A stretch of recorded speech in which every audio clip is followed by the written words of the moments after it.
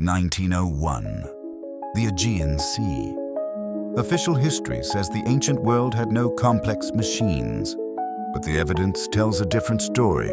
In the spring of 1901, sponge divers off the small Greek island of Antikythera stumbled onto a 2,000-year-old Roman-era shipwreck, sitting on the seabed roughly 45 meters down. Among the marble and bronze statues they hauled up over the following months, they pulled out a corroded, unremarkable lump of bronze that nobody paid much attention to at first.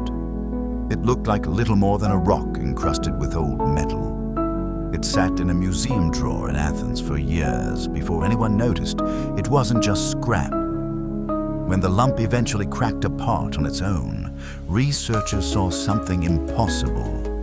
Dozens of precision-cut gears, interlocking, geared, mechanically sophisticated in a way nothing else recovered from the ancient world came close to matching. Nothing built with this level of engineering was supposed to exist again for another 1,500 years. Not until European clockmakers began building comparable mechanisms in the 14th century. This is the Antikythera mechanism. And more than a century later, scientists are still figuring out exactly what it could do. For most of the 20th century, the standard historical model held that ancient technology topped out at simple machines: levers, pulleys, screws, water wheels. Complex geared machinery, the kind that would eventually define European clockwork and, much later, mechanical computers, simply wasn't supposed to exist in the ancient Mediterranean world. Historians assume the intellectual and engineering leap required for precision gearing didn't happen until well over 1,000 years after the fall of Rome. The Antikythera mechanism broke that assumption almost immediately. But understanding exactly what it broke took decades of frustrating, incomplete research. The device didn't arrive intact.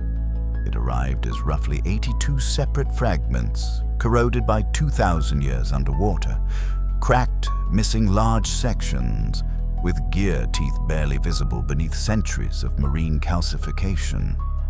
Early 20th century researchers could only guess. Was it a navigational tool? An astrological toy for a wealthy Roman household? Some even wondered, half seriously, if it had been mistakenly placed in the wreck from a much later period. A scientific instrument that simply didn't belong there.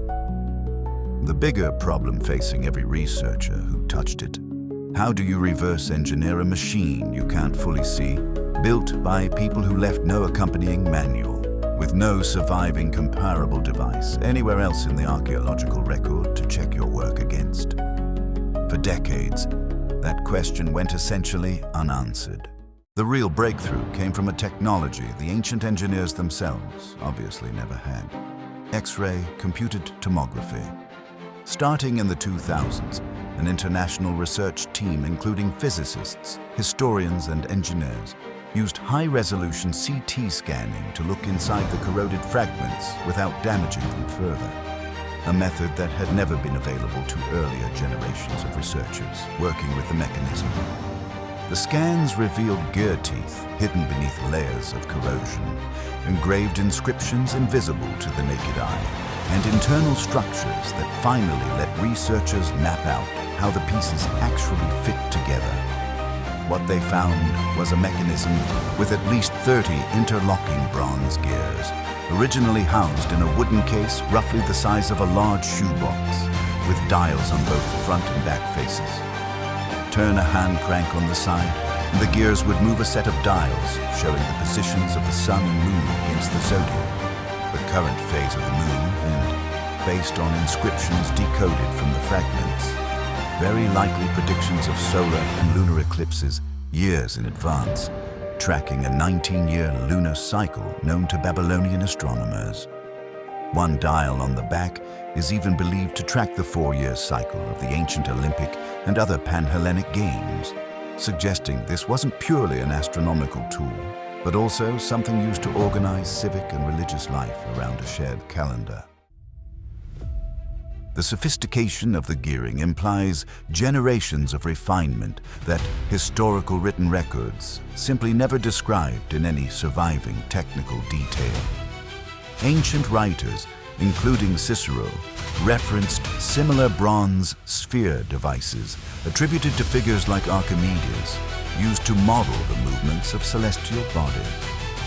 This suggests the Antikythera mechanism may have been one of several such instruments built across the Hellenistic world, evidence of an entire engineering tradition that time and the loss of ancient libraries erased almost completely, leaving this one surviving example as our only direct physical proof of evidence. Covering the mechanism's bronze plates is tiny, engraved Greek text, some characters barely a millimeter tall, requiring modern imaging just to read. This text describes what each dial represents, how to interpret its readings, and details of the eclipse prediction cycles encoded in the gearing. Researchers have compared discovering this to finding a 2,000-year-old user's manual welded directly onto the machine it explains, which is a major reason so much of the mechanism's function has been reconstructed with genuine scientific confidence rather than educated guesswork. Only about a third of the original mechanism survives today.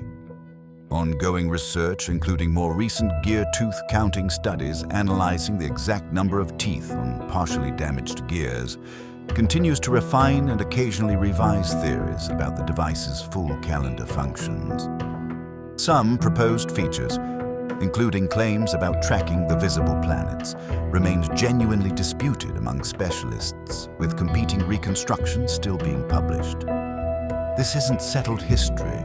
It's an active investigation, still unfolding more than a century after that first sponge diver pulled it out of the sea.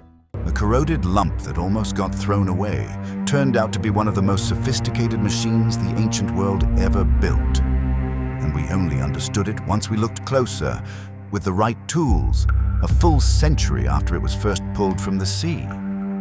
That's exactly what this channel does with every episode. We look closer. We open the case file, weigh the actual evidence, and separate what's confirmed from what's still just theory. If that's the kind of history you want, subscribe now, because what comes next connects to something we've already covered. The Antikythera mechanism proves the ancient world was capable of engineering nobody expected, but not every advanced or notorious ancient reputation holds up under scrutiny the same way. In the next video, we open a very different kind of case file, one about power, poison, and a family. The history books turned into legend, the Borgias. Were they truly history's most ruthless poisoners, or the victims of the best smear campaign the Renaissance ever produced? This has been Buried Truths. The evidence doesn't lie, even when the legend does.